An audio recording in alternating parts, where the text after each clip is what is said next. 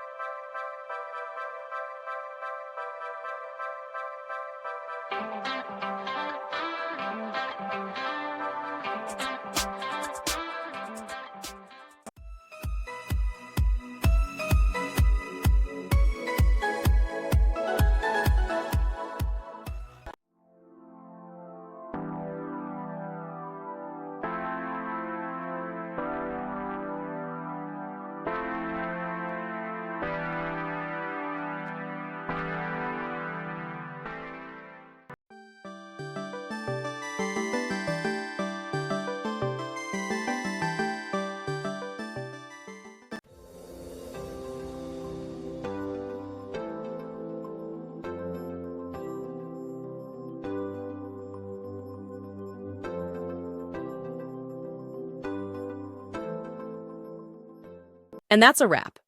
I hope you found the answer you were looking for. If you did, take a second to hit that subscribe button. It really helps out.